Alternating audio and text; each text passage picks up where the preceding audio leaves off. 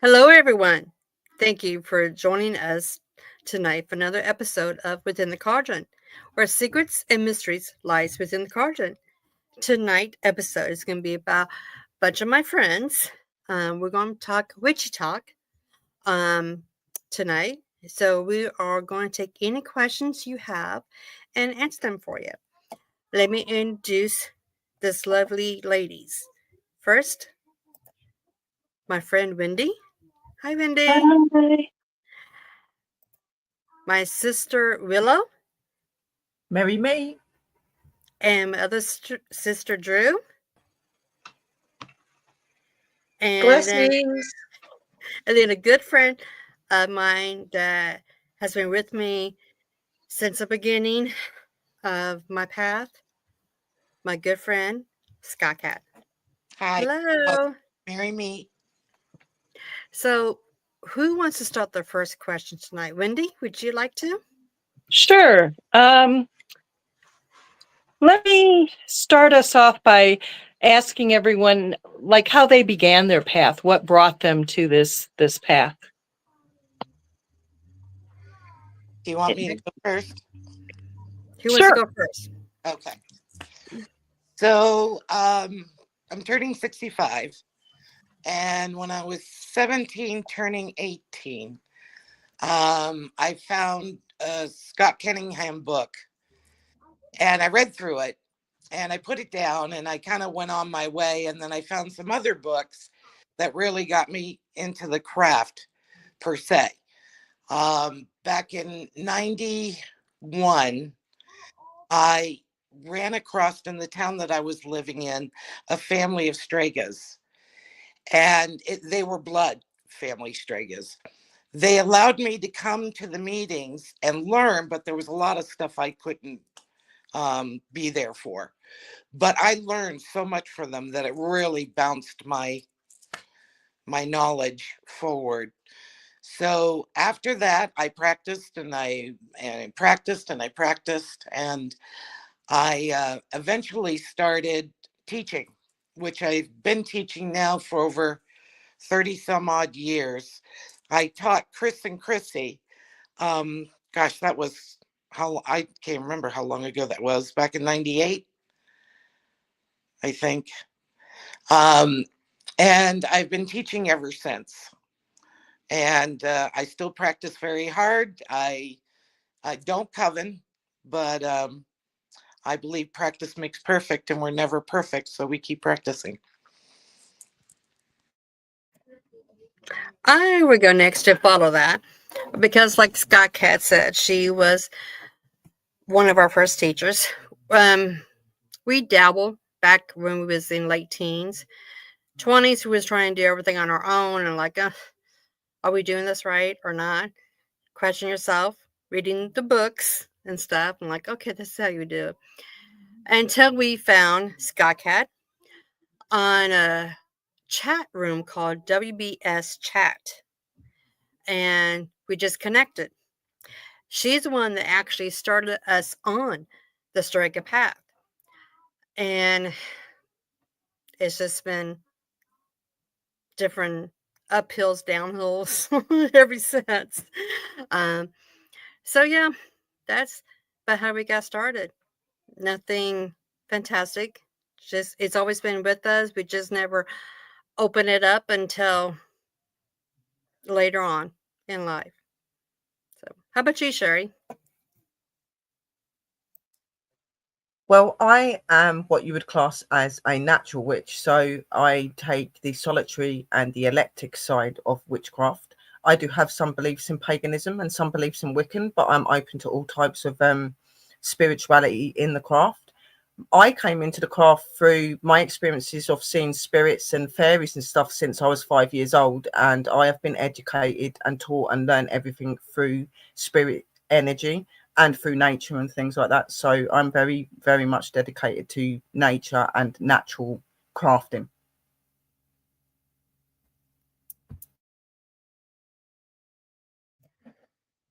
Drew, how about you? Hello, everybody. Yeah, my name is Drew, and my witchy name is Athena. Yeah, I first came into the craft because I had a interest in the paranormal. I wanted to find out if ghosts were real, spirits were real. So in order to do that, I had to start researching basically how to connect to them. Me, sillily, I thought that you could just buy the spirit box, the recorders and things, and they would just happily start to talk to you. But that wasn't the case. So through doing that, and I was going through a lot of difficult, and you will find my story somewhere online, guys, on my channel. But through going through a little bit of a nervous breakdown, I called out to anything that would listen to me, basically, when I was going through my deepest, darkest tortures. And luckily, I seen an energy through my vision, and it turned out to be Santa Marta. And the minute that I seen her, I thought it was death coming to get me until she smiled. And then I realised it was like, the only way I can explain it is the minute that she smiled, it was like your grandmother hugging you. You just knew everything was going to be okay. So through just researching what that was, and I had the next day, I had a sense of peace within me. So I was seeking out the paranormal. My son-in-law had just died as well, so I was trying to connect to him. So really just doing a lot of research online on YouTube and things. I found out about witchcraft. I found out about how herbs and crystals can help you, how meditation can help by highering your vibration, lowering your vibration, how all of that makes a difference. And then through researching what it was that I seen and finding out that it was Santa Marta, calling out to her, doing a little bit of dedications and things to her, she actually started to connect to me really freely. And through her also, I've been connected to Hecate as well. I've also done a dedication to Bridget and things. So through just doing all that, I have actually come to realise that I've been spiritual all along. I just wasn't open to it before. So that's really how I got into it, just having an interest in the paranormal and then finding out I'm a witch.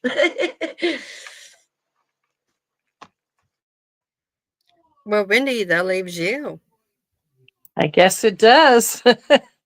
Well, it's been a long, strange journey for me, I will tell you.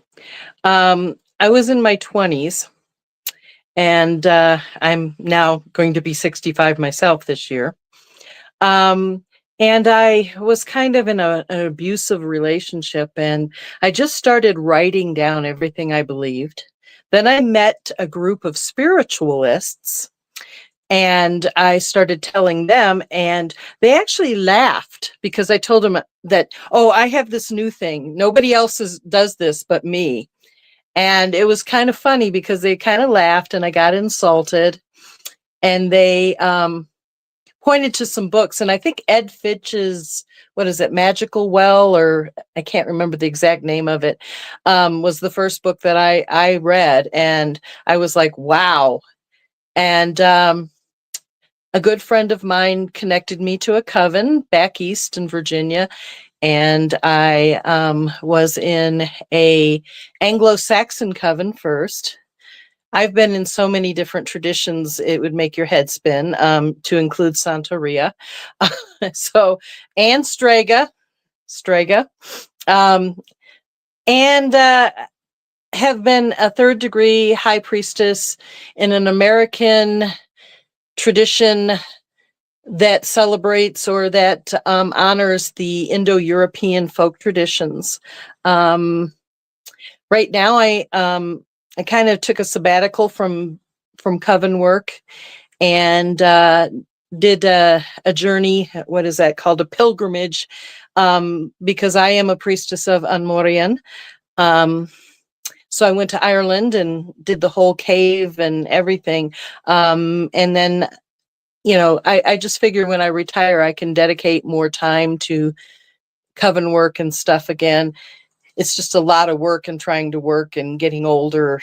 I just can't do it right now, but been a teacher for a very long time as well. Met Chrissy, and I live in Colorado. Met Chrissy while she was out here. We did some work together with Pagan Pride, and that's my story.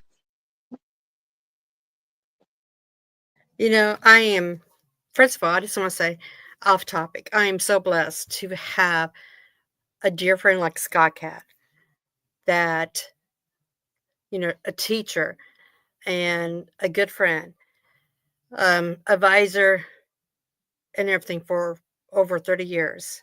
And then having a friend like Wendy, that I know for probably 10 years, 10, 11, 12 years, I don't know, a long time. And then my new friends overseas that we connected very well. So my next question is connection. Okay. How do you think we can all be, or that we all are connected by the universe, of course? But when you look for connections, what do you look for? Somebody with the same path, same interests, or a different path altogether? Well, And whoever go ahead. wants to go. Sherry, you go first.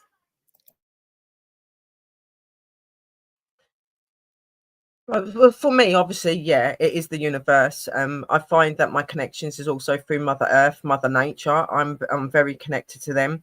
I find that my spiritual energies I work with are what are my true connections. Um, they are very good at telling me about people to be involved with and people not to be involved in.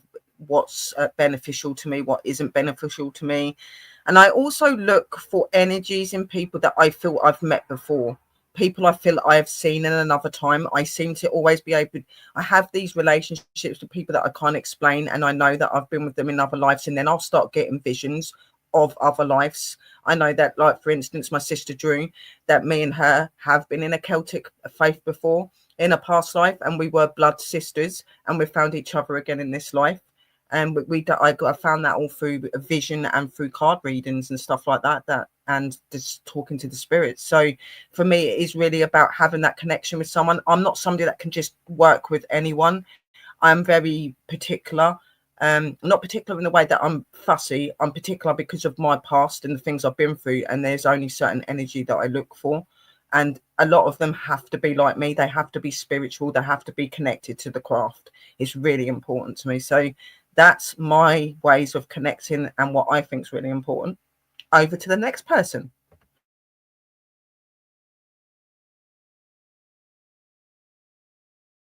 Drew, how about you? Yeah, I feel connection's really important. I do believe, though, once you make the connection, and the best way I feel to make the connection is to know yourself, know who you are, know what direction you're going to go in life. And through doing that, use the energies around you that Mother Nature gives us. The minute you sit yourself into a woodland and put either your hands on the ground, you'll feel the connection straight away. And through doing that, once you connect, I feel as if it's down to your guides to bring the proper people into your life. And if you trust your guides with your path, I do believe that they will always come through for you. That's the way I've done it. Because when I started off in this path, I had no gifts whatsoever. I only just wanted to talk to spirits. But through time, I've made that connection, and I know now that the connection that you make with Mother Earth, or who you want to make the connection with, even if it is an ancestor or something, that is so important. And dedicate yourself to that connection. And I do believe that they'll always have your back. They've always had my back when I've trusted that process. So that's where I draw my connection from, is all my energies around me, and I trust them with wholeheartedly that they're going to have my best interests at heart. And that's the only way I can tell people to do it, because it's my experience. Scott Cat, how about you? Well, yeah, connection is very important. I find that um, I've been misguided a couple of times when I thought that the energy was right. And then I got a big learning curve on it. And so sometimes I think that the Lord and Lady feel like they need to teach you things at time to time. So it always isn't, you might always think that connection's there, but sometimes it can turn foul, and there's a huge learning period through that. Um, So I listen to my instinct a lot, and it just doesn't seem to let me down. And if it does, then I look at the teaching moment through that.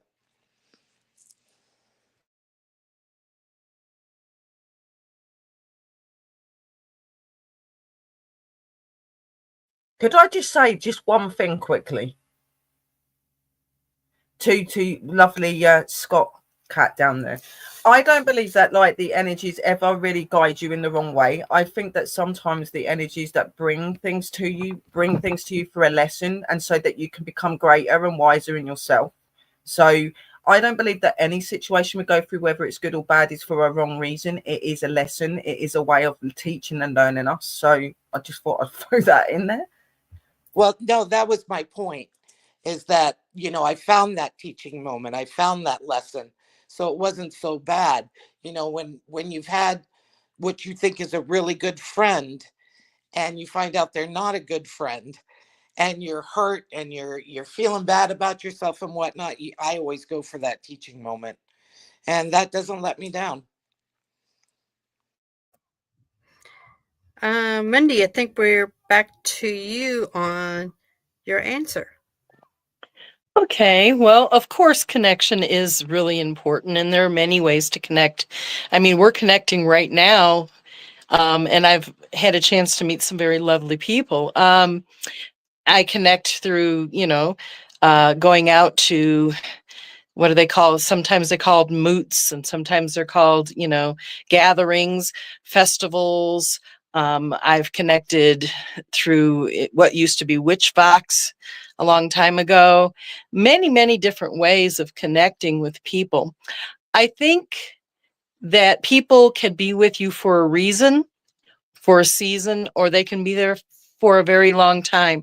And yes, you can have people that you are very close to, and then those people can go away out of your life, and it can be traumatic, but you can learn a lot from it.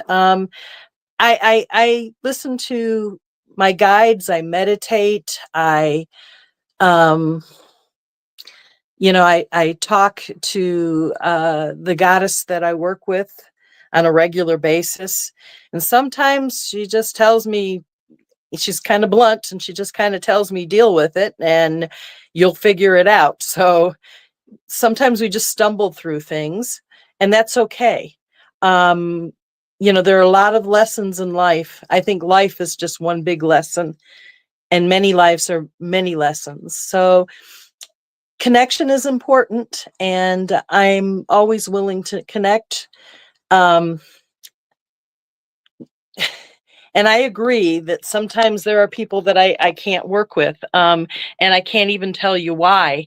It's just the energy is not there, and it's nothing. I try to be kind, and but I just kind of walk away from those situations.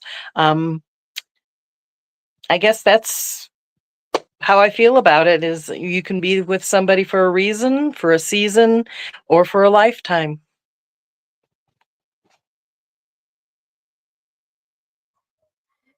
Sherry, you want to ask the next question, hon? Yep. So my question was, in your path, what would you say has been your most magical moment in your craft? Like, what moment has really popped out to you and really made you realize that something really amazing is happening, that you're really connected to something amazing? What would be your moment? Who wants to take that first? Oh, I'll take that one first. Okay. And Chrissy, I think you know this one. Um, when I was 28, my mother became very ill with cancer. And she was very, she came from the Bible Belt. She was very Christian. She always had problems with me, with spiritualism and stuff like that. And so we always had this argument going on. And when she got really sick, she had mouth cancer. So she couldn't speak after a certain amount of time, due to the surgeries on her mouth and whatnot. So she would write everything down. And she asked me about a week before she died if she had been a good mom and everything. And I said, well, Mom, you and I have always had different paths as far as religion goes. And it created quite a friction between you and I. And I said, we both know you're going to go. And so with that being said, you can come and tell me which way it is right. Is it Christianity? Is it paganism? Well, my mother died on Samhain at 9:46 p.m. And that told me right there. And I never turned around. I never looked back. And to me, that was my most profound moment. As far as magical workings go that I have created, I think that's still yet to be said. I do a lot of spell crafting. I do a lot of witchcraft. But I always think that another door is ready to open. So I can't really answer that yet. I mean, I know that there's some things that have been very astounding that have happened, but I don't think the most astounding thing has happened yet. It's soon, though. It's soon. Who wants to go next? I'll go next. Sister Sherry already knows this, and some of you that probably have listened to the podcast will know this. But my defining moment that I knew my spirit guides, divine energies, whoever the case may be that you believe in, had my back was when a roasting hot, just boiled kettle and I poured it into the cup to make tea. I was making tea for me and my partner, and I had opened the cupboard up above the cups. I'd just poured the hot water into the cups, and I was opening the cupboard to get something out, and a cup for my kid's bottle had fell into the roasting hot cup of tea. So when it splashed up onto my arm, it instantly turned cold. And I knew instantly that it was my spirit guides, because everywhere else on the floor, on the worktop, was still boiling hot water. Yet, when it touched my arm, it turned instantly cold. And that's when I knew that all this, all the spirit guides, the protection and everything was very much real. And that I never ever doubted anything after that point, which was quite early into my practice, to be honest. I think I'd only been in the practice about maybe 6 months to a year. It was very early. And I think that was the defining thing that I needed to show me just how much energy can help you, affect you, and protect you. That's the defining moment for me.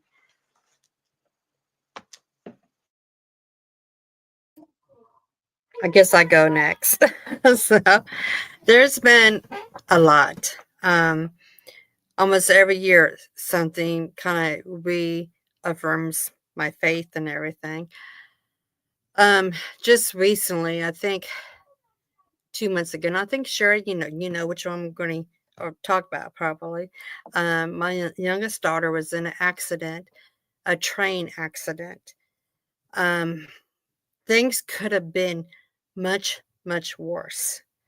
It could have taken the life of my daughter and my youngest granddaughter.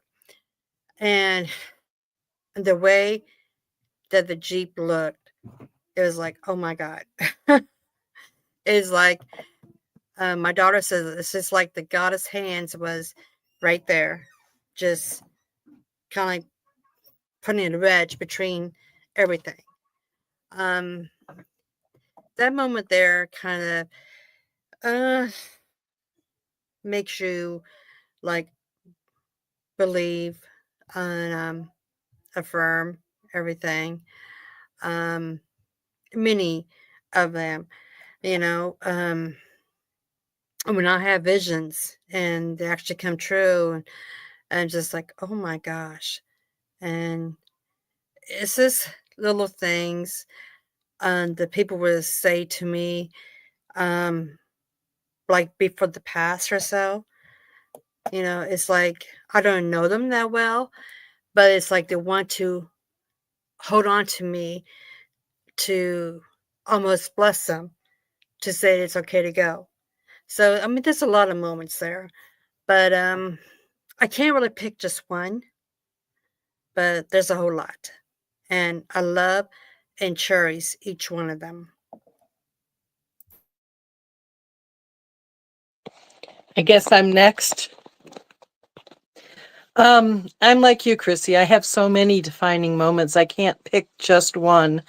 Um, in my early 30s, I started having vision. I started having sight.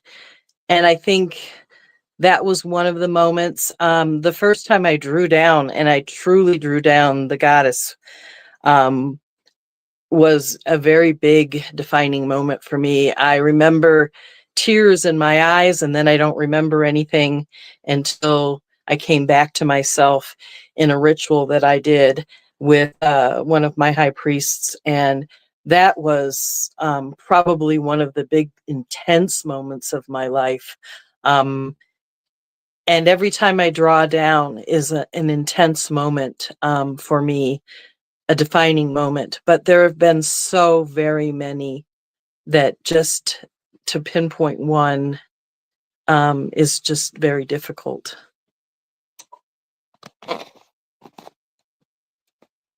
And obviously for me, I'm pretty much the same. I've had quite a few experiences. I think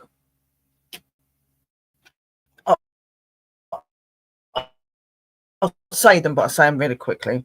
So my first experience would have been when I tried to commit.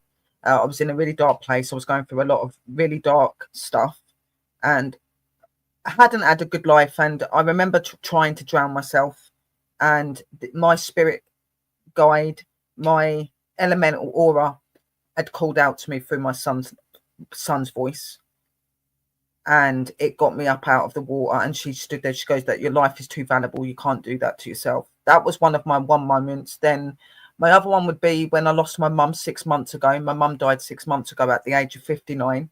I was caring for her and stuff. I become lost, but somehow the energy and the power in me continued. I stayed positive. I kept her happy for those last 6 months of her life, and I confided in them so much because I was breaking, and they kept me strong, and they got me through that. And recently, my son has just turned 17, and I was over with him on this day, and he was going out for his first driving lesson. Now, something in me just did not feel right about him going out in this driving lesson. So me, like the mum that I am, I started praying and praying and praying. And when my son went out for a driving lesson, for his first driving lesson, he was involved in a car accident. Somebody smacked the car that he was driving in, and no injuries to him at all. He was absolutely fine. And that's my other moment, because I just knew that something wasn't right. Something felt off. And I was like, please be with him, like protect him. Something I just don't feel something's right. And they most definitely protected him that day. It was truly amazing. And there's been more moments, but I'd be sitting here all night telling you, so I'll just tell you those three. And over to Chrissy to put the next person on. Well, we got Drew or Scott Cat for the what kind of questions? Which one want to go first? Another question that you can ask us. I'll go while I remember, if that's okay, because my memory's terrible. I just thought it one. I'm just being honest. So, ladies, if you could advise upcoming, not even just witches, let's say spiritual people, okay? Because everybody can be spiritual without having the craft fully in their life, like us, hence the altars. But if you could give somebody a little bit of advice coming up through this spiritual path and they're struggling, what would you think it would be? Could you repeat the question? So basically, my question is, for upcoming spiritual people, what would you advise them, knowing what we all know? What could you advise them so they get the best connection, the best time out their experience, let's say?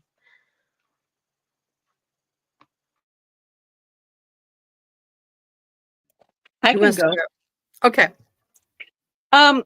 I advise people to look at everything, not just one path, but open yourself up to many paths, because there are so many paths out there. And learn as much as you can about everything, and then find whatever you connect with, then just stay with that. You can find teachers, you can do it on your own, but look at everything because there's so much out there. So much. That's mine. Who wants to go next? I'll go next if you want. Sure. Christy's going to laugh at this one, but whenever I talk to people, when they're looking into a spiritual path or whatever else, they go, oh, give me advice, give me advice. The first thing I always tell them to do is put the books down and go take a walk in the woods and just sit and sit and listen. Don't talk, just listen and gather in everything you want. And another good thing to do is to bring a journal with you, and whatever thoughts come into your head, write them down. And then in doing that, you just do that a few times, it'll start coming to you a little bit better. And then you're going to have more questions, and then you can ask them at that time. But I always want people to find the earth first, and to listen to the animals and the insects and the wind and the rain, and become connected to that, because I find in the mundane world we lose that tremendously, especially if you live in cities and whatnot. Now I live in the White Mountains of New Hampshire, so it's very quiet up here. But for somebody living in a city, and I have before in my life, everything just drowns. Everything just drowns out. So I don't think that you can listen to yourself at all with all that noise. So that's why I always tell them to do that. Well, I guess I go next. Yeah, she has given that advice to us from day one. My advice is that too as well. As a teacher, where we taught our coven, it was always don't just go by what we taught. Research it. Go further. And be the way you want to be. It's your craft. It's your faith. It's your beliefs. Don't let no one tell you how to practice the way you want. If it feels right for you, inside and out, then it's okay. And next. Yeah, for me, like when I talk to people and I educate people, I'm a lot like Scott, the cat down there. I'm very big about Mother Earth, Mother Nature. Always go and sit and listen to them, listen to their words. They're the messengers, they're the mothers, they're the ones that know what's right for you and what's wrong for you. So I always say to always connect to nature and to Mother Earth first. Then I would say to listen to your intuition and to listen to your instincts. You're the magic, the power is in you and your path is in you. So listening to yourself and looking into yourself and feeling and hearing it all will help you and guide you.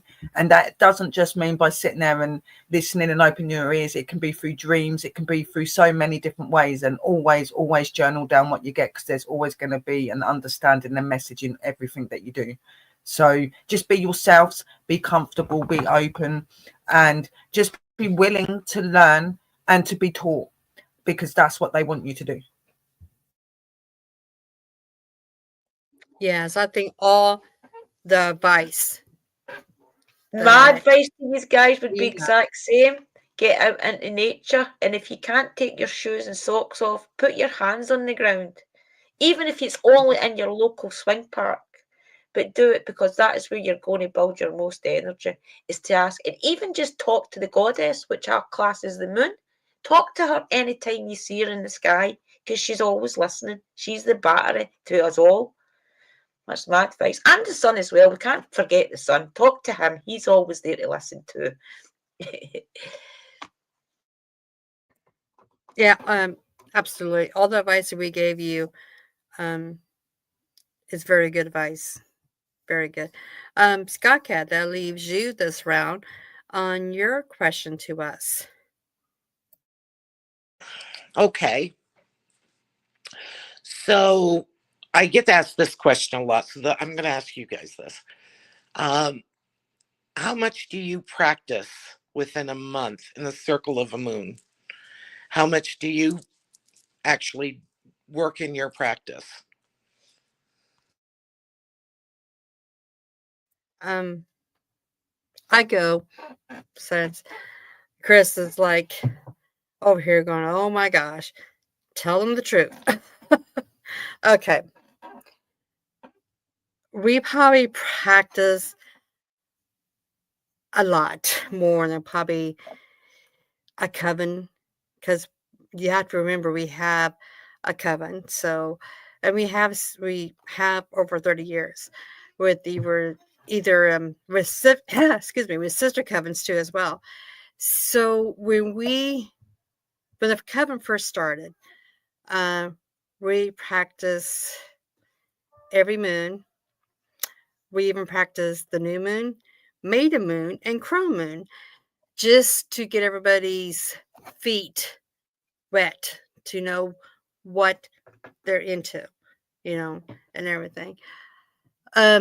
Then we started doing, all the moons and all the Sabbaths. Sometimes if a coven member could not come on that Sabbath and was in the days of powers of the full moon, we would do two full moons or two Sabbaths. At that time, it was about teaching and helping for everybody to get on their own. And we didn't want to leave nobody out. So we practice a lot every month, 2 times a month. Sometimes we do practice the new moon too, do the meditation or something. So, yeah, quite a bit. Next.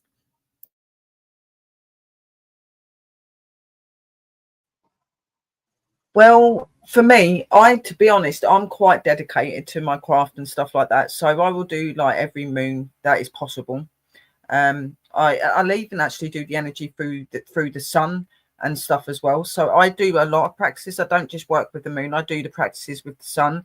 Every day I will get up and do ritual and do opening to my deities, to my energies. I do it every day of my life, every single day, even if it's only 5 minutes to talk to them and stuff.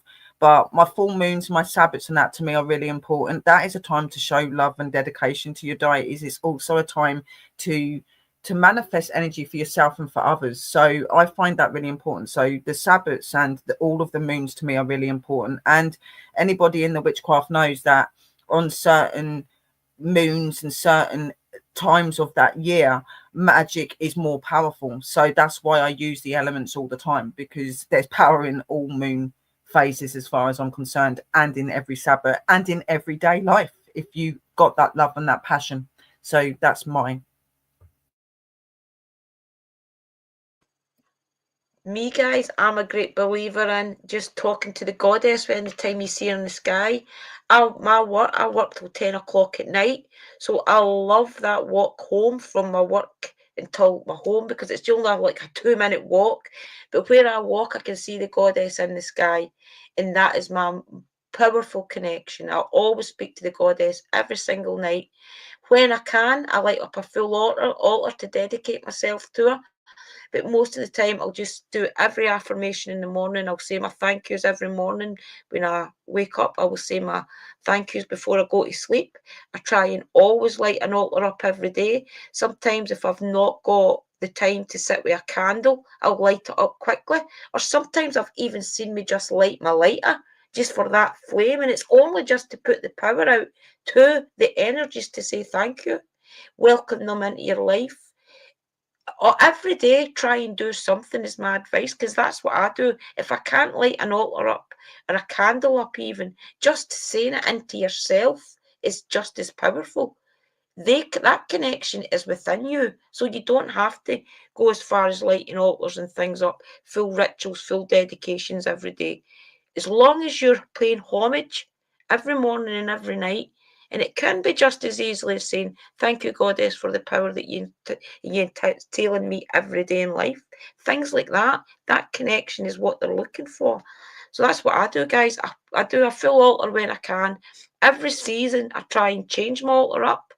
But yeah, because if I started working, I'm not as good as I used to be in lighting full altars up every day. But I do speak to the goddess every day in life. I guess that leaves me. Practice. I think I walk my path every day. I leave offerings, I say prayers every single day. Sometimes more than once a day, sometimes not, just depends on how I feel. I do work the Esbits and I do work the Sabbats. I used to do a lot more community wise for the Sabbats, but I have not been involved in that in a little while. Sometimes it's just doing, it doesn't even have to involve casting circle. It's just doing folk traditions and bringing those folk traditions into my home. For Bealtaina, it was just hanging the scarf on the or not in Bealtaina, for Imbolc, it was just hanging the scarf for Bridget on my door. Um, a cloth so that she could bless it as she passed, and then that cloth could be used.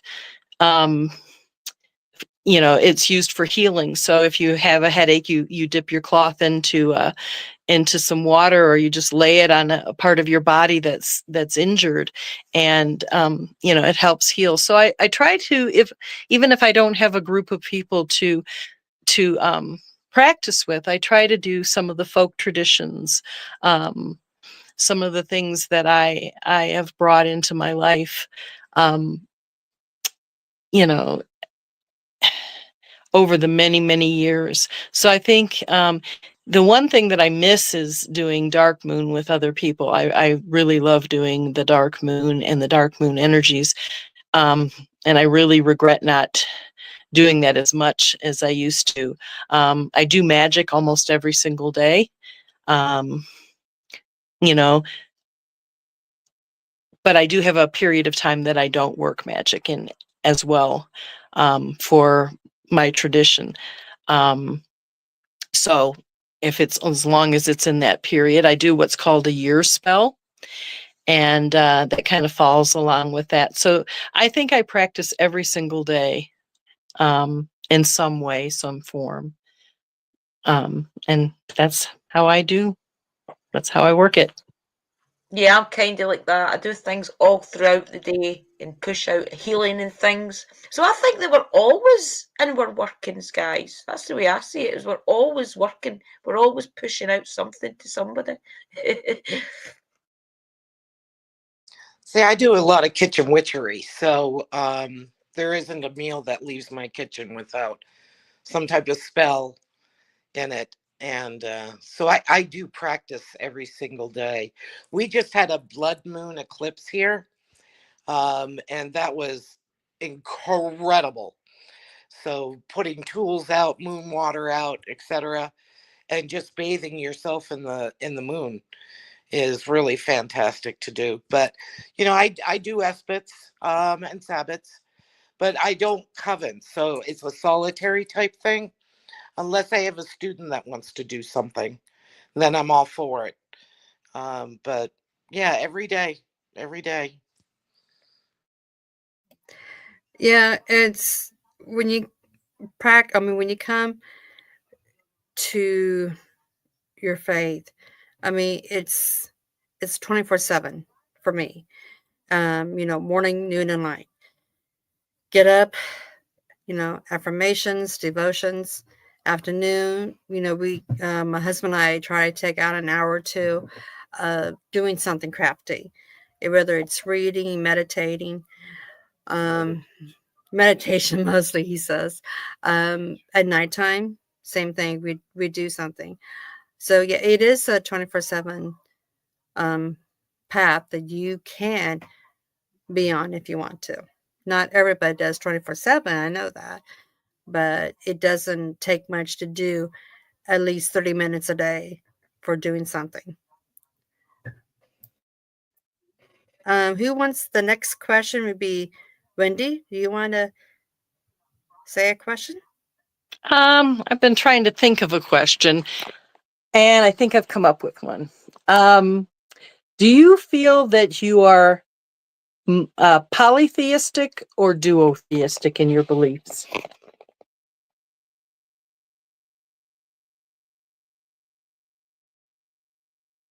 Anyone? I would like you to explain the question because I don't know what it means. Okay, no problem, no worries.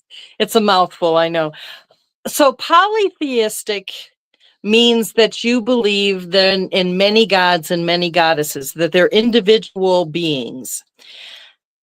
Duotheistic is sort of like you believe all goddesses are one goddess, or yeah, all of them are one with many different names, and all gods are one god but with many different names. So do you feel that there are individual beings, or do you think they're all the same goddess but called by different names, or the same gods called by different I names? definitely feel as if they're all individual, for sure. Feel as if there's many gods, there's many goddesses, there's many energies as well. That is not just a god and goddesses. You've got your angels and things as well. So yeah, I do feel that there's many, many, and I do feel that sometimes you can work with many as well. I don't think that you have to be in one practice at all.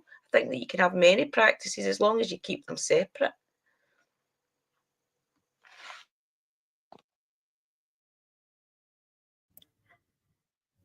Scott Cat, you was going to go next, so go ahead. Okay.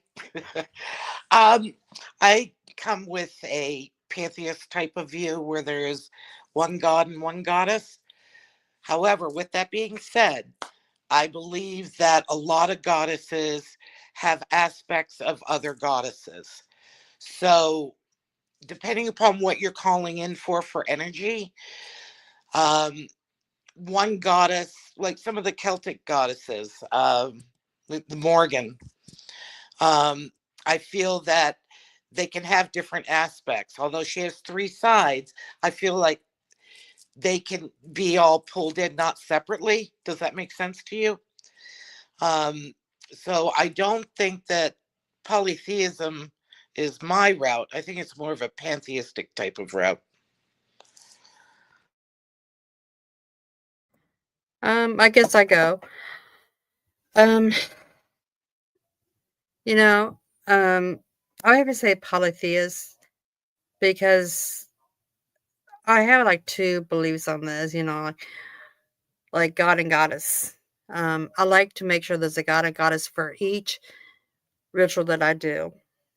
Um, we have worship, like Diana, Hecate, Morgan. So, I think for us it just depends on the time of year, the seasons, um, when we do worship these goddesses. But I have to say polytheist. Next. I'm somebody that believes, like Sister Drew, I do believe that there is gods and goddesses as individuals. I believe that they're all connected to different elements and different parts of this planet, and they're all for different things. And I connect to all of them individually, and I believe in their energies individual as well. Now, I do believe that there is a higher energy that is above all energy, but I don't believe that it's in the God form. I believe it's in the universe form. I believe God is the universe. It's not a person, it's the universe, it's an energy. And then God is obviously formed by which is the universe, and the universe has formed all of these things in this world. And through forming all these things in this well, they all need a spirit, they all need an energy, they all need somebody in charge of them. So I believe in many aspects of gods and goddesses, and I believe they're all important in their own way. I'm very polytheistic. I don't know if I think Chrissy knows that. But I do. I'm not very eclectic either. I respect people that are. I work with one group I am a priestess of one particular goddess, and it is Anmorian. And she's very complicated. So, but I also work with the Dagda. So I follow the Irish pantheon, the Irish cultures. But I have worked with many in the past. And I get, every time I work with a different god or goddess, or I have worked with a different god or goddess, I really get that individual energy from them. I really get that, for lack of a better explanation, it's a flavor, it's a feeling, it's a connection that really brings depth into the work that I do with them. So it's very individual. I know that a lot of the duotheistic people, the first time I ever heard of duotheism was when, what is it? The Arthurian, Marion Zimmerman Bradley came out with that. What was that? I can't remember the name of the series. It's been so long ago, but it was an Arthurian series. And she talked about all gods being one god and all goddesses being one goddess with different names. And when I started, I kind of had that understanding, and that's where I started with. But then working, it just changed for me in a very profound way, especially working with who I work with. And it's just become this intense journey for me, almost a calling, I would say, from these goddesses, this pantheon. I wouldn't even call it Celtic in the sense that it would fall under that umbrella, but that's a very broad umbrella. I would say it would be the Irish culture. And I'm also called very strongly to the Scottish culture as well. Although I don't know as much as I would love to know about the different gods and goddesses, and how they looked at their paganism, their form of deity. But that may change. I really am going to start trying to look into that as well. So I'm polytheistic. We have a comment I want to put up. This is by one of our coven sisters. Cheryl, you want to read that? Can you read that?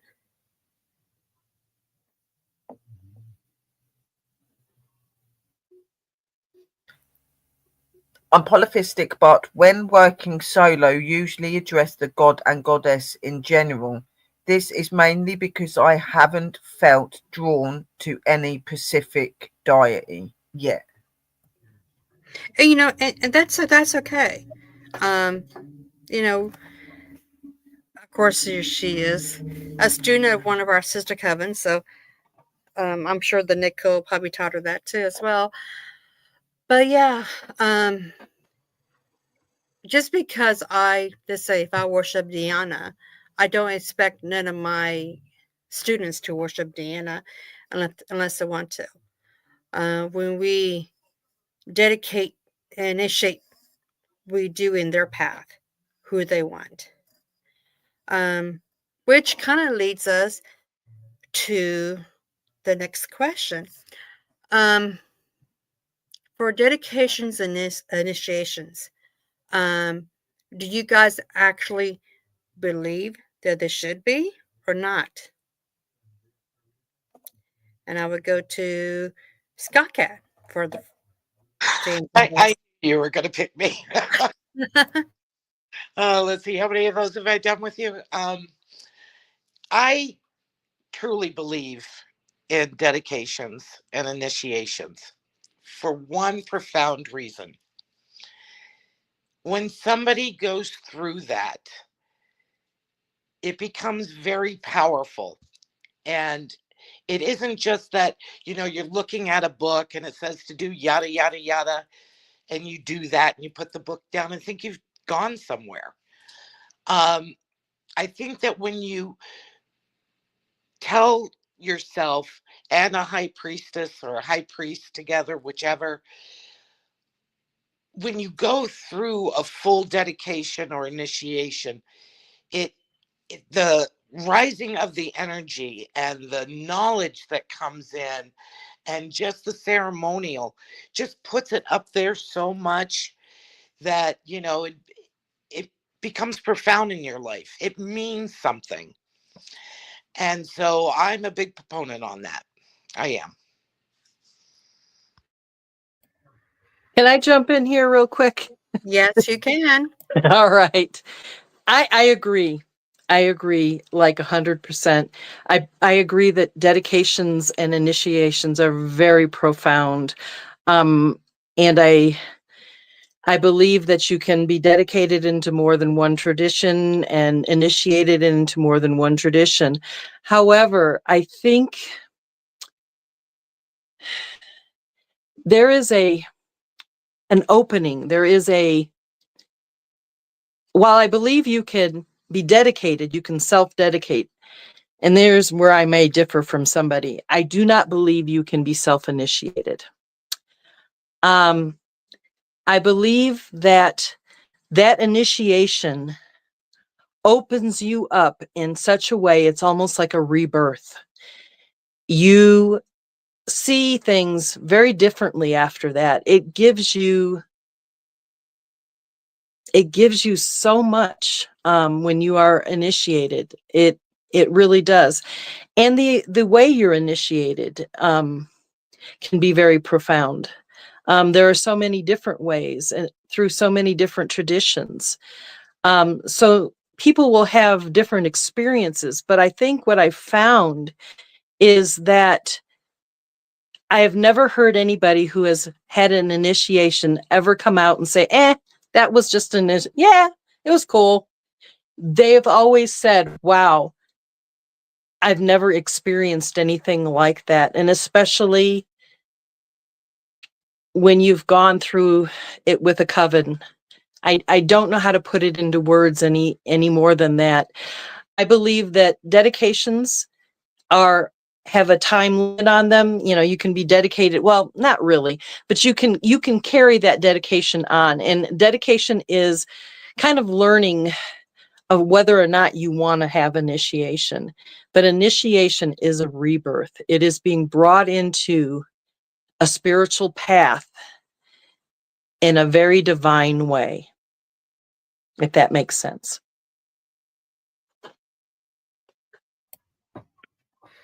Sherry, how about you? I agree. I think that dedication is very important, but I don't think that dedication is just important to the craft itself. It's also important to the energies that you work with as well. I dedicate fully to my fairies, to my angels, to my dragons, all of the energies I work with. I always have. I always dedicate myself every day to just being a witch, being who I am, and showing my love and honor. And I've also been initiated. I remember having a goblet and bread and having a cloth put around my hand and prayers and things done over me. And you do spiritually open and you just feel this power that comes through you and this energy that it makes you almost feel like you're like in the air, you're floating. And when you come back down, you're so much more open. I've always been open since I was a kid, but I become even more open. You're profound to so much more that they give to you. You feel everything that they give to you. I think that dedication and initiation as well it plays a lot on us as well. If we back away from our craft, if we back away from doing things that we do for too long periods of time, it starts to affect us because we are soul bound to them. That is pretty much what you're doing as an initiation. You're soul bound in yourself to the energies and the practice that you love. So yeah, I think it's very important, and I think it's something you should. Obviously, the initiation you can't do every day, but the dedication most definitely needs to be a daily thing. Yeah. Can I add one more thing? When it comes to initiation, like I said, I don't coven. The only people that I do initiation for or help with dedications, either or, are my students. because I know where they're at. I know where their energy is. I would never initiate somebody into the craft. I don't know what their knowledge is, or what their feeling is, or how their energy is. So I just wanted to put that out there because I don't coven. So a lot of times initiation is just looked at with coven work, and it doesn't have to be. So I just wanted to throw that out there.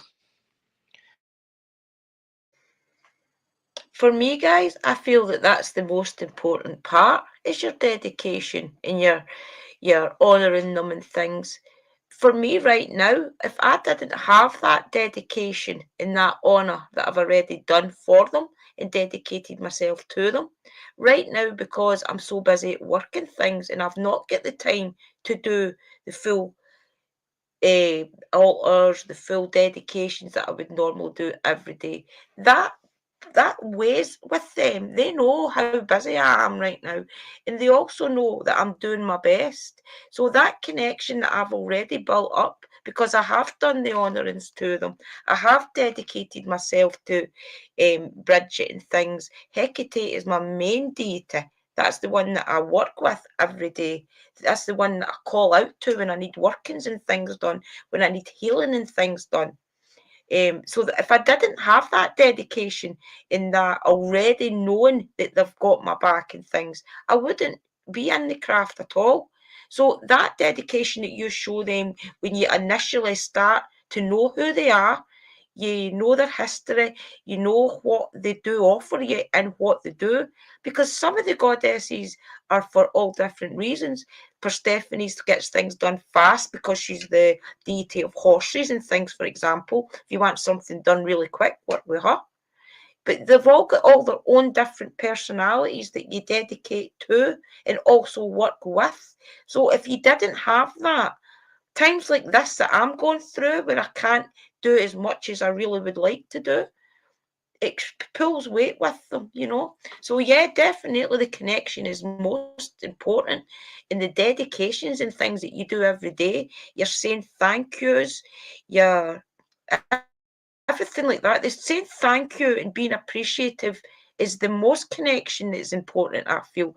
Always just showing that you appreciate that connection, you appreciate what they do for you that you don't see, is so important, I feel.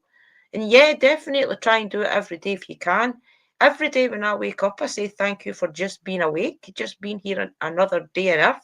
Thank you for my family. Thank you for just being here and having a job and having the extra income and things. Always say thank you to them and show your dedication, is my opinion and my advice. Chrissy, I want to just break in for just a second. When I was talking about a dedication, I very much worked through covens for many years. This is the first time I've been solitaire in a long time. I've always worked with a coven. A dedication is a specific ritual for when I talk about a dedication. You can be dedicated to someone or something, or a being of some sort, and prove that dedication daily. But there's a actual ritual in coven work where you dedicate to not just the god and goddess that coven works with, but you dedicate your time and energy to learning the very basics of witchcraft, the foundations of witchcraft. So in the coven work, in the coven traditions that I followed, a dedication was a very specific ritual where you stood in front of the coven and the gods and the high priest and high priestess, and you said, I'm going to take a year and a day, and I'm going to dedicate myself to learning the foundations of and seeing if this is the right path for me. And that's kind of the difference, I think, when we're talking about a dedication here with Drew and Sherry. I think you're talking about daily dedications, and I'm not sure if the question was like a dedication through a coven or if it was a daily dedication. I'm wondering which that was, or was it both? I have dedicated myself. I've done a full ritual and dedicated myself to Bridget. So But yeah, high. because I've never Every worked energy. in a coven, Sister Sherry and I have both not worked in covens. We've both been solitary and learned basically. I've learned myself through books, through YouTube, through other people like Sherry. Sherry's helped me a lot. My elder, which is my Uncle Danny, who is Danny White Wolf, he's my shaman elder. He's taught me so much. He's the one that showed me the connection and how to work with the connection every day and keep that in your heart. So I feel as if it can work both ways. You can dedicate yourself on your own to a deity, to a goddess, to even a spirit if you wanted to. But I feel as if the dedication that you're talking about is much like what I went through when I was in the Orange Order, for example, where people ask you if you want to join because you can bring something to their class, let's say. So I was asked to join because they knew that I had a deep understanding of the way that Scotland was done bad of, let's say, with the I don't want to bring this back into the podcast, but let's say I had a full understanding of how Scotland and Ireland had a little bit of not treated so well with English, let's say, right? Because I don't want to offend anybody. So I was asked to join because I had a good understanding of that. So I was asked to join this, and then they did a full ritual, welcoming me in and putting flowers at my feet and different things, and really welcoming me in. And they do other things that I wouldn't even tell you what they do because it would be breaking their word. But that type of thing, yeah, I get where that's coming from too. But I don't feel you need that. Yeah, I feel that is great if you've got other people around you to do that with. That would be amazing. And the energy of that would be amazing to work with. But for people like us that's maybe not been so trusting of other people, we've kept our practice really secret until I came to YouTube. I never told a soul what I'd done until I started doing live streams with other people, and they clicked on that I was doing something. Because when I was out ghost hunting with them, I would bring little bottles out to protect. I would sage them and things, so they knew there was different things that I was doing that other ghost hunters didn't do. So yeah, doing that through a coven would be really amazing, but I really don't feel you need it. No, I don't. I agree. You don't need it. But I was just trying to make the Yeah. parallel there, that there's more than one way of being dedicated. Yeah, and I do understand that because obviously, like I was dedicated, and I had a ritual where it was done with the cloth and with the goblet, and the person that I'd known for a very long time, and that was a priest. And this was initiated, this was all put forward, and I've done dedication to gone out there and go, okay, I'm going to do this and do this. I've done dedication ceremonies to like my fae, and that I have dedicated my garden and named my garden to my fae, and I've done ritual to do that. I don't just say I've done it, I actually perform the rituals and do that myself. And I've been performed and ritualed on to be initiated and things as well. So most definitely there with you ladies.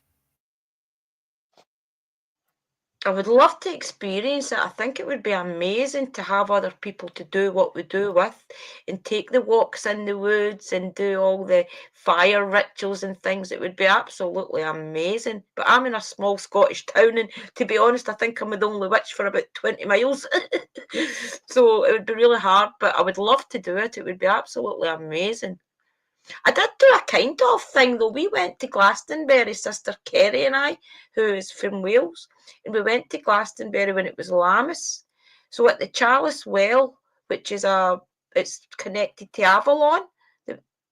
The ladies that run that Avalon coven was actually doing a full ritual when we went, and the energy of all those people, there must have been about maybe 100, 150 people there.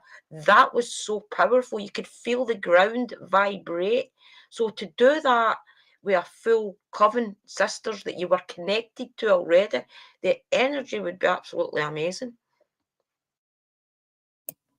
Okay, Sherry, I guess you have the next question you'd like to ask.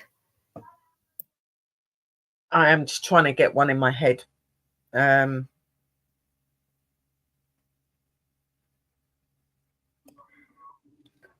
my head is blank at the minute. It's all these questions Well, and okay. answering them. I've still got them Anyone- playing with me as well. anybody- So. Anybody wants to take the next question? I will. Okay, go Uh, for it.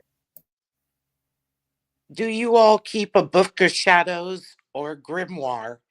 And do you see the difference between a grimoire and a book of shadows, or do you find them both the same?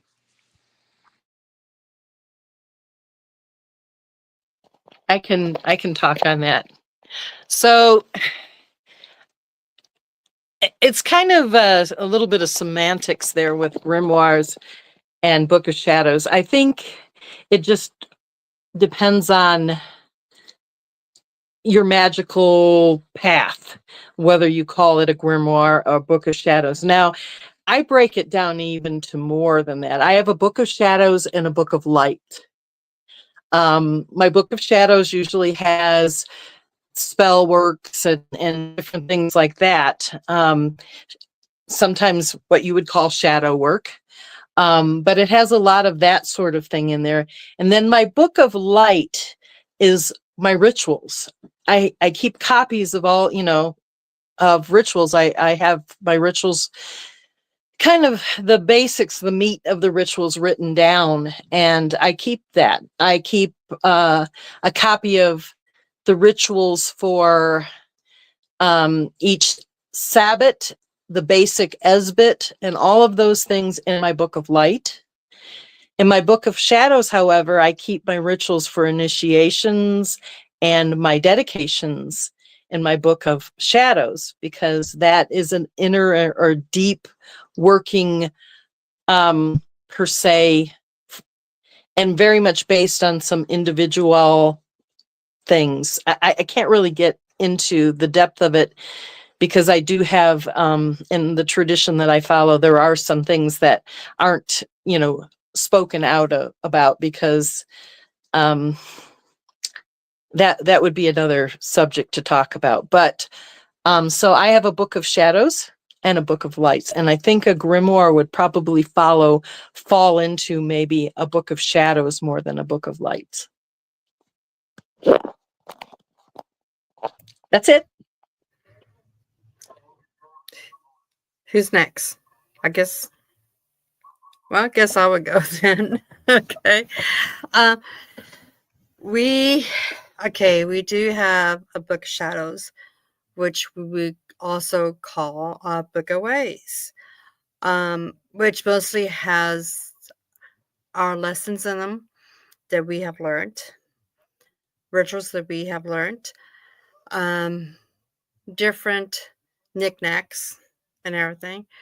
We do have a grimoire that's mostly family based, so we can pass it down to our children and hopefully grandchildren. We're in the process of redoing it after seeing Scott Cats. It's like, oh my gosh, this is nothing compared to hers. But so we'll be doing one for the family. The thing is, and I think maybe Scott Cat knows about this, when we have 4 kids, so it's like, who's going to get it, because we already got the kids fighting over it. Who wants it? So we have decided to try to make each them a copy of it, and to custom make it to the way we see what they like, what they're interested in, if that makes sense. So but with they're very similar, yes. Some people think they're the same, some may not. I'm the one who likes to separate it. So, and I'm sticking to it. The reason why I asked this question is because I feel that a grimoire is a teaching tool, where I feel that a Book of Shadows is something more personal. Do you mind if I show him my grimoire real quick? That is up to you. It's your book. Well, I should say your grandma. So you I'm guys will not, but drool over this. Yes, show us. All right. It's kind of dark in here, so hold on. But it's very, I don't know if you can see it, but it's very thick. It's 792 pages. I don't know if you can see it, can you? Here, let me turn on a light. See if you can see it a little bit better that way. Yeah, you have to show them how big it is. Well, that's my hand. Can you see it? Yep. Okay, so that's my hand. So it's 1, 2, 3.5 hands down. 786 pages. Wow. Yeah. After It's after got we my saw whole this, workings in there. yeah, after we saw this last year, we went to the East Coast to visit her too, and she showed us, and it was just like, damn, she ain't got, we ain't got nothing over on her at all. Which we came home and we discussed it that maybe we should make one like that, similar like that. I mean, it's not going to be like hers now, but and make it for our family. Yeah, it took me a year and a half, and I'm still not done yet. So Mine's is half the size of yours, I think. And my book of shadows is really just things I put in it that's worked, especially when I first started. It was things that I found really useful and things. And then I've got loads of other little books that I've got things in it that I want to try and do, like spells and different things. But I've got many journals where I write down everything. So yeah, I think it's important to have, definitely. And like Chrissy, I would love to pass them on to my family when I'm no longer here. Maybe my grandson, because he shows an interest in what I do. So yeah, it's really interesting. I think you've got to have it. It's especially to look back on and have an understanding of how things worked, you know. For me, I have a shadow book and I have a grimoire. I believe that they're two separate things. I believe that obviously, like your shadow book is the one where you put all of your personal prayers, the family traditional prayers, anything that's dedicated to certain energies and is secret to you in those energies. And then your grimoire, yeah, is more like your educational sort of book, but I also do put all of my prayers and my ceremonial prayer in and stuff into my grimoire as well, because I think that's really important to be in that side, because I like to keep the spell and the secret side away from the, you know, the education and the other aspects that I've just said to you about. So because obviously they're all different, you're not going to use a spell to talk to a god or a goddess. You might use it to call upon a goddess or a god to do something, but it's different. You need to have your spell, your prayers and stuff that you would initially call out to them with and cast your circles. And I believe that your grimoire is that sort of book. It's where you would have your education, but it's also where you would put your ceremonial stuff, when, because I do cast circles and I think it's very important. So yeah, I think they're both individual and they've both got their own energy, but they're both as important as each other.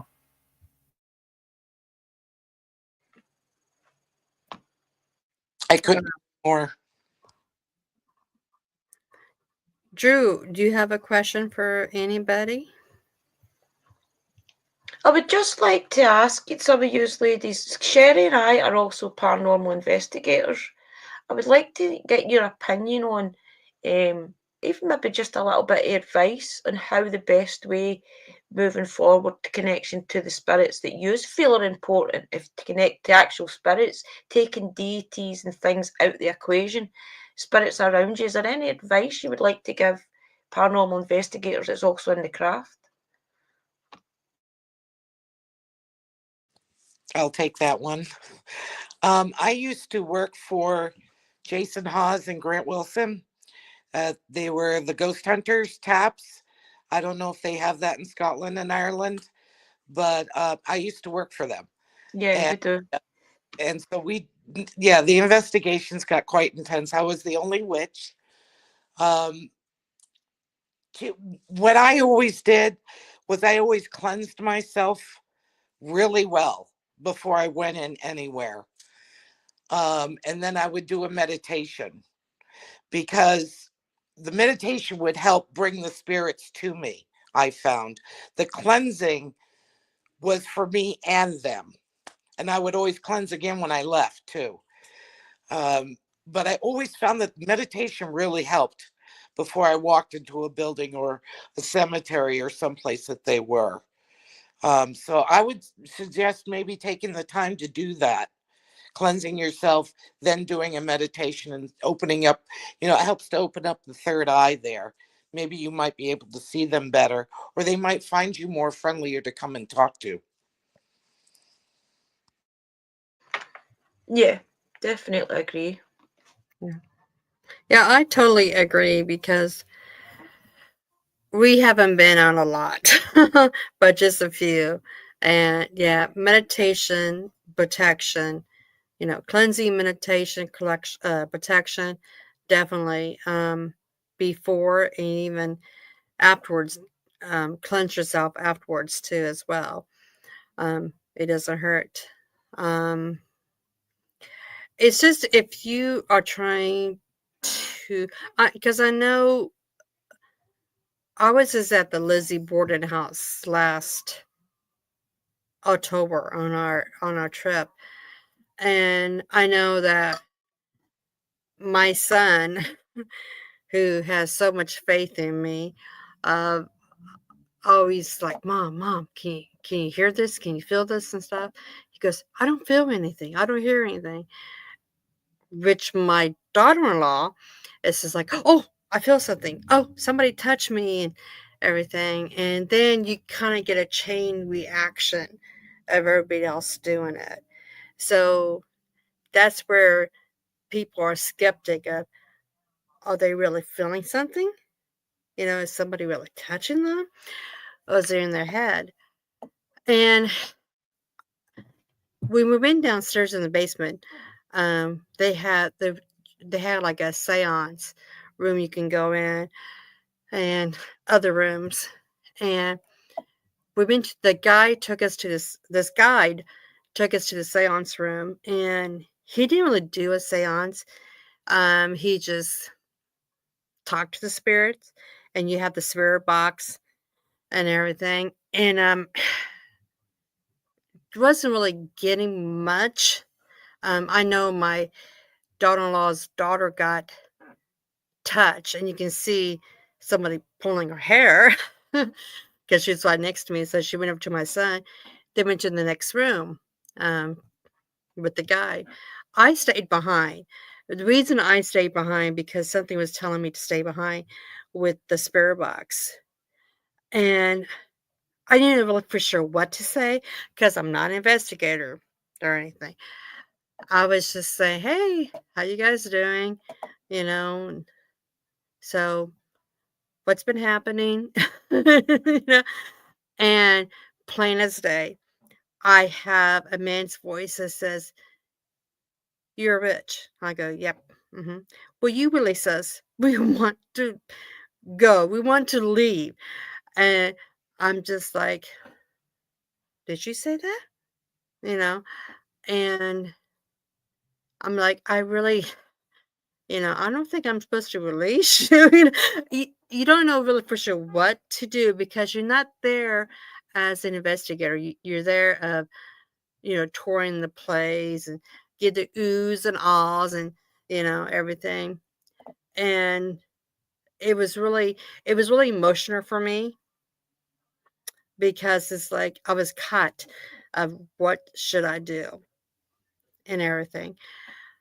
But I did tell them that I'm very sorry, and I hopefully somebody will release him soon. And I go, I don't know much about investigating. I go, I don't know if you can just leave on your own or what. I go, I'm so sorry. So, but after I came out, I was really drained, big headache. So it was like protection mode, cleanse everything afterwards. and then I feel good. So, if that answers your question. Definitely, but I find that very sad that the spirits are asking people that come into the home to Yeah. release them. It makes you feel as if maybe some kind of binding has been done. But that's Yeah. very interesting. Yeah, it's very sad. Very. I don't know if I would go back to that house particular. I may go to others maybe, but I need to probably research more if I do go back to more or less a haunted place, I guess you can say. A place can be haunted without it being a, a bad energy or something tragic happening. Some people are drawn to their home and they don't ever want to leave it.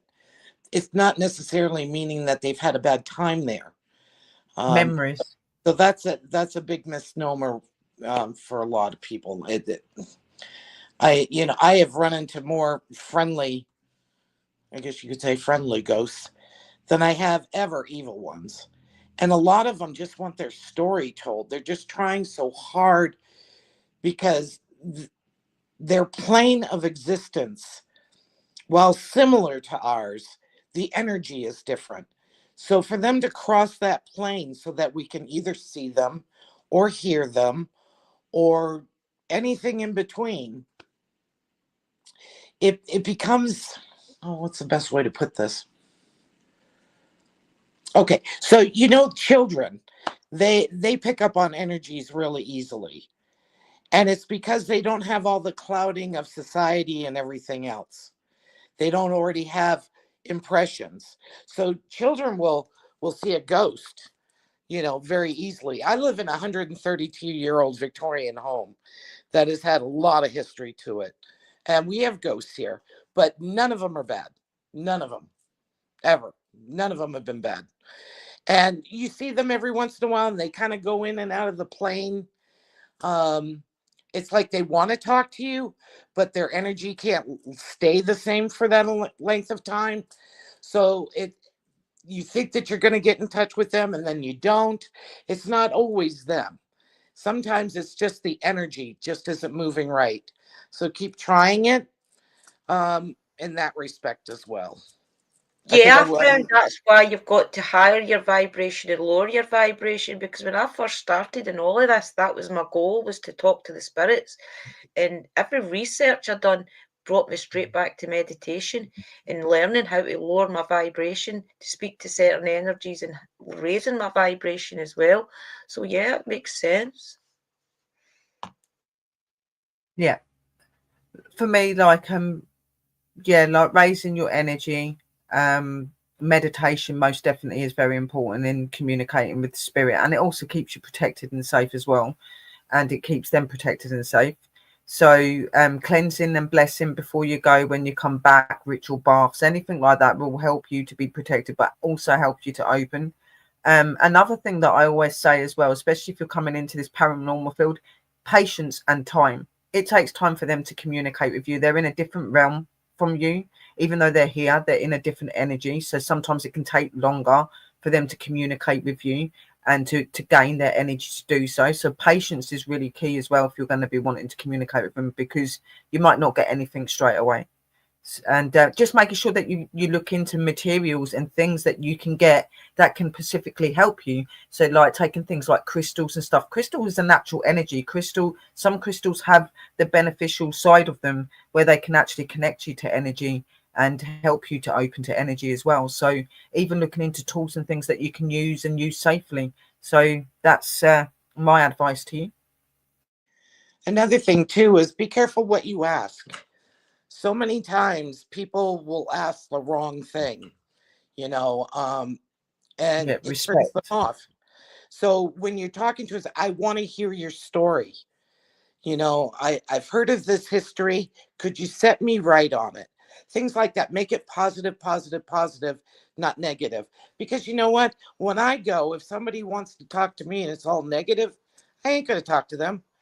So, if you keep it positive, a lot of times you'll get something back.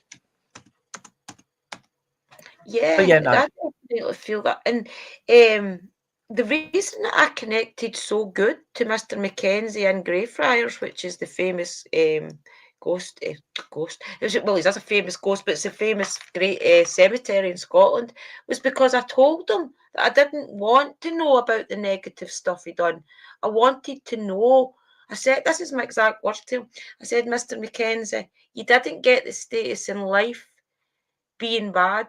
I would like to know how you got, what was that episode? I would like to, you didn't get the status that you did in life with being bad. I would like to get to know the person that you were before you did, because he caused a massacre and things in Scotland.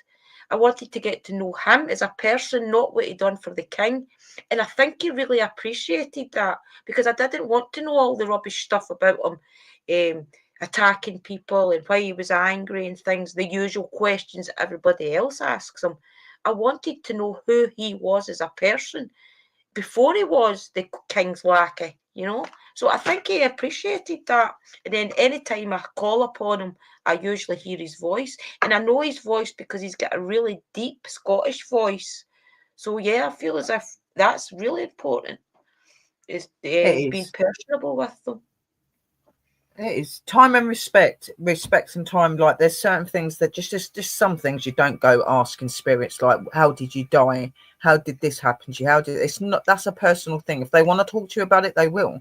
I've always just been somebody that's been very open-hearted to them, and I'll just come in and go, I'm here to talk to you. If you feel that you want to say your story, if you want to share your story, I'm here to listen to you, and if I can help you, I will, because I do a lot of crossing of spirits as well. I will cross spirits to the light and help them as well, and I always give them that opening. I don't force them to do anything. It's their choice. They're still a person.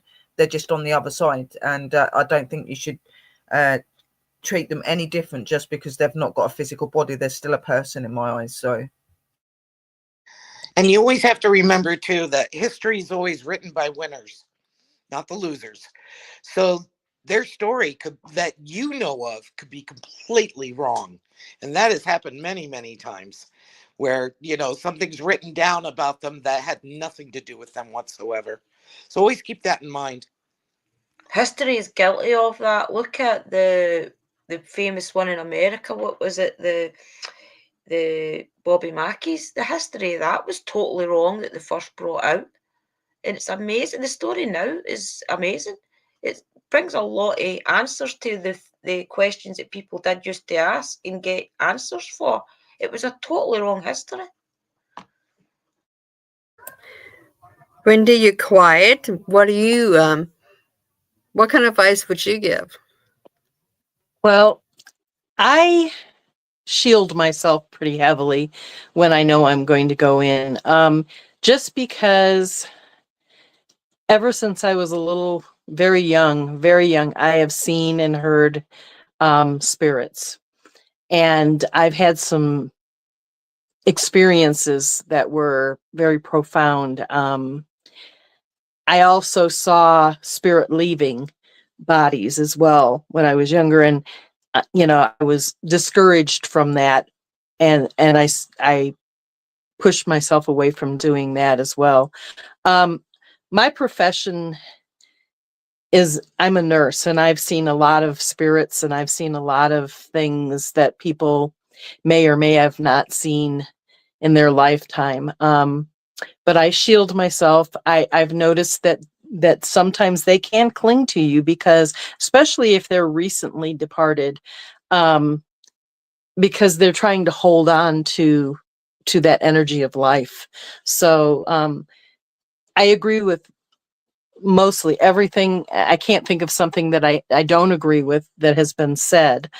But shielding and cleansing, when I was taught, and Chrissy, you know, you may have heard this.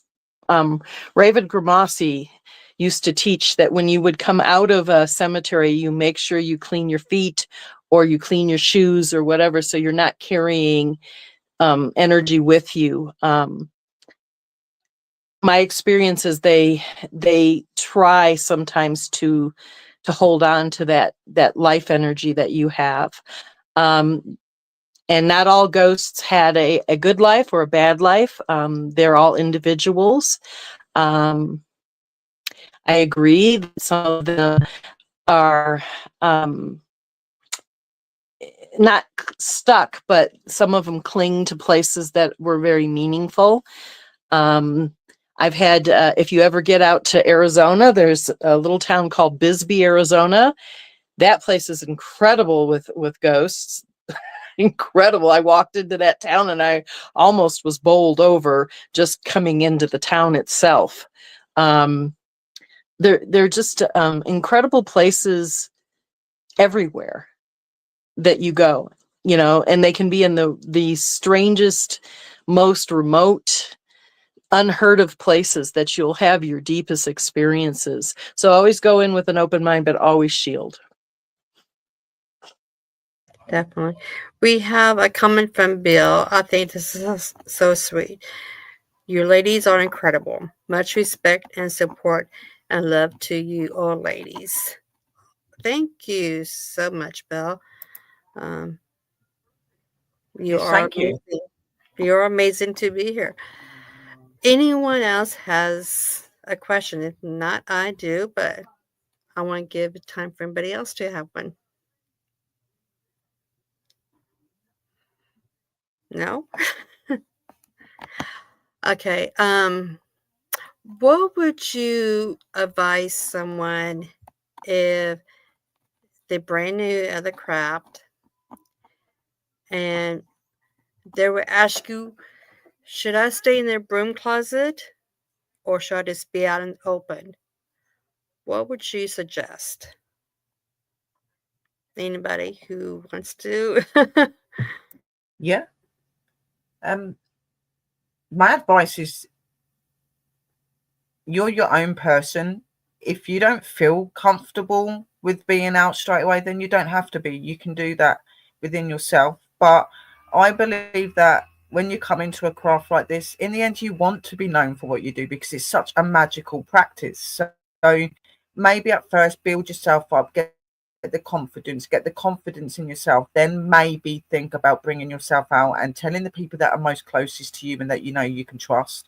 Because I do understand that in some places telling somebody that you're a witch or something can be a really bad thing and they don't accept stuff like that, you know, because of religion, faith, things like that. So it really depends on your situation. If you know it's going to cause a problem, then keep it to yourself. You can do it secretly and still be just as dedicated as any of us. But if you've got that option to be able to be open, if you've got that option to be able to soar in your magic and in the love for your magic and your craft, then by all means let it out, because it's such a powerful and beautiful thing to be part of if you allow it in that way. So in my, you know, there's two ways. It really depends on your situation more than anything. If you are safe, if you tell someone you're a witch, then by all means come out and be a witch, but do it when you're ready. You know, for some, they don't feel ready to come out straight away. They want to learn and find their entity, find their energy, find what they're connected to. Once they feel confidence, then they're like, yeah, I want to share this with people. And do that if you can. If you can't, still be a witch, still be proud, and you can find communities and things like this where you can come and be part of people like you, so you're not on your own. And that's my advice to you. Anybody else wants to add on to that, or? Sure. Um, I stayed in the closet for a long time, mostly due to um, ex-husbands and children, custody issues, etc. So I stayed in the closet for a long time. When I really started teaching on the internet and stuff, I finally said, screw this. You know, I'm in my 60s, etc., etc. I need to just say it. So I don't hide it from anybody anymore. I've got it tattooed on me about being pagan. That and my clan McPherson. And I just I walk the walk and talk the talk now. However, you have to know it's a good time for you. It isn't an either or. It's got to be what's right for you at the moment. Only you are walking through that path. Only you are the person with your family and friends. I don't think it's ever a good thing for any teacher or another pagan to say, oh, you ought to be out or you ought to stay in the closet. I think it's totally up to you because only you know when it's good for you. I'm going to add a little piece onto that because everything that I agree with everything that's been said. The only other piece that I would add into there is sometimes you have to be cautious when you are employed in certain fields. I have worked with patients, you know, I've worked in hospitals, I've worked in nursing homes, I've worked all over the place. I've worked for the federal government as a nurse. And I've worked as a private duty nurse. And there are times that I really could not come, you know, and share with anybody what my belief systems were because I could lose a job.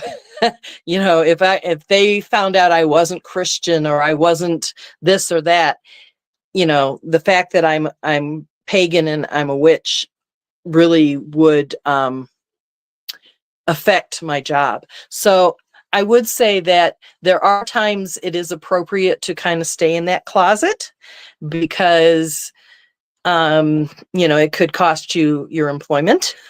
But I have been out for the community and my family and friends for a very, very long time as a witch. I just am very cautious when it comes to my profession on who I will allow to know what my beliefs are. That's it. Well, for And me, as the same with Wendy, I agree with everything everybody says. Honestly, I couldn't say it better myself.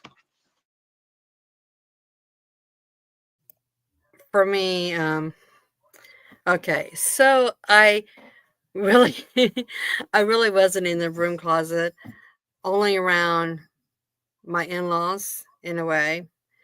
Um, I I was proud. Um, really didn't care, I guess. It has gotten me in some hot water, I will admit. So be cautious. I was always in a kind of like a quality person or HR person, healthcare. So to me, I was always like behind where nobody really could have seen me or anything like that. Um, everybody knew. My lunch crew that I talked to, the lunch ladies that I sat down, you know, um, talked about everything. They would always ask me something. Um, it can hurt you, though. Yes, I definitely do agree. I know we had a business one time. My husband warned me not to bring out that pagan side, witchy side, you know. And of course, I'm a woman. How many women listens to their husbands? Not many, probably. And yeah, I'm just like, it's my business. If they want to judge, let them judge. You know, I put out the pinnacles, the tarot cards, everything, and that was when we had the whole town against us, I guess you can say, which was kind of like a fight that we had to go through. That I hate to say it, but I just gave in the towel, you know. I was like, okay, fine, whatever. I'll do something else. There's online services too. But I never was really in the broom closet. If I had to do it all over again, I probably still be the same stupid person that would say, nope, I'm not going in that broom closet. I even got a tattoo now that I've had for about probably 4 or 5 years. And so I'm just me. I figure I'm at the age now, I'll be 60 this year. I'm at the age where love me, you love me. If you hate me, hate me. I don't care. I got my family, I got my friends. I don't need nobody else except for the goddess. and I already have her too. So that's just how I feel about it. But yes, if you're like in nursing, a doctor, um, yeah, please just kind of do what you think is good for you. That's all I can say. I will say something. I didn't have, when I met my partner, I wasn't a witch, and throughout that time, I've became a witch. Also, I'm in my own hometown that I was brought up in, so a lot of people knew didn't used to be a witch. And because I do work in the local shop, it is quite positive because people will get me to pick their scratch cards, and I swear 9 out of 10 times they win. But when I pick my own scratch cards, I don't win. So that's definitely the goddess's power. But most people are actually now quite positive about it. But they do, yeah, I do get some people turning up their nose and they won't let me serve them and things. You can usually spot them in the crowd that they'll just hang back so that one of the other girls will serve them. But overall, I've found it really positive. Yeah. Oh, I think we have maybe time for one more question, everybody. So, who wants to ask? Anybody? How about this? And this will make it rather quick. You don't have to go into great detail. What's your favorite divination tool? Oh, well, I guess I go first. It should be really easy, but it's not. I have quite a few. Um, of course, tarot is always, my favorite, though. And the pendulum is quick and easy. I really like that a lot. Um, I do also like the dice that I do because my grandmother taught me the dice. And I also have a divination coin that I'm using more of, but that's usually just yes and no. So I think it just depends what I want to know the answer to. But I would have to say probably the pendulum.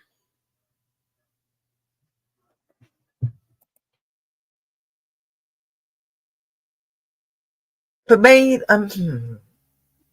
yeah, like I think my favourite ways of communication is obviously my card readings. But if I was to turn around and say what is my favourite tool, then it's myself. I like myself. I like the tool that I am. I like the information and the advice and the things that I can give to others, which is what's been gifted to me by the divine. So myself is my favourite tool. But if I had to choose above that, then it would be my cards and my pendulum. Definitely. They're definitely tools that I really love using, and my dowsing rods as well. They're another one. So yeah, I like a lot of divination tools. I've got a crystal ball, runes. I've got loads of things. I love all divination, but yeah, it would be myself. Then it'd be my pendulum, and it'd be my cards. Would be my tools. Yeah, I'm the same, depending on what I'm doing. I mean, if I'm in, I always say I'm a witch. I'm, who I am is a witch, but my passion is paranormal investigating. So if I'm in my witchy mode, then definitely my cards and my pendulum. But if I'm wanting to communicate with the spirits, then it's got to be the PSB7 all day long, because you just hear their personality, you hear their voice coming through the PSB7. You can usually tell who it is that you speak to as well.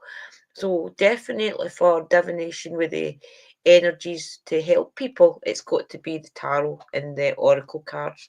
But for spirit itself, it's definitely PSB7. I use a lot of different divination tools. I have a crystal ball, I have runes, I use a pendulum. But my ultimate favorite is scrying. I love scrying and magic mirrors as well. I have several very, very old mirrors that I picked up when we lived in Europe, when we lived in France. And I have one in my bedroom because it speaks all the time. I won't put it out in the rest of the house. But definitely scrying and definitely magic mirrors. Those are my go-to all the time. And if I don't use those, pendulum and oracle cards. I find that very interesting. I make scrying mirrors, so and I've made them for years. I think Chrissy, you have Me too. yeah. Too. You, you I have bought one of them mine? well, I bought them for our coven one time too, for every coven for a few coven members a couple years ago. Beautiful. I still have mine. Yeah, she makes beautiful ones. So scrying mirrors definitely have a place in my heart, and I work with them quite often. But claromancy is one of my favorites. So my claromancy kits are something that I really love working with. And those are the bones and the charms and the little bits of odds and ends that you throw down and you read. I just became fascinated with it, and I have just explored and explored. I've created those kits as well. I love doing claromancy because it's very intuitive. Um, so you read, not one person's going to read a reading the same way, but you get a lot out of it. I love working with bones. The other thing that I have a passion for too is the ogham. A lot of people don't work with the ogham. I don't work with it as in like reading, but I will do spell work with it. Like I'll create an ogham for something that I'm focused on. So I would say my favorite is scrying and claromancy. I can't believe you brought that up. You're probably the only other person I've ever heard say that. Do you work with the O? Because I do too. So that's cool. Well, we're almost to the end here, ladies. I just have a quick question.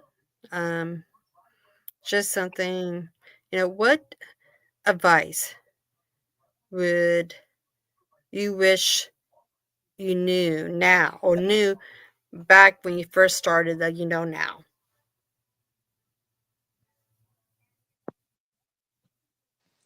Intention, intention, intention. When I first started out, I didn't realize how powerful intention could be.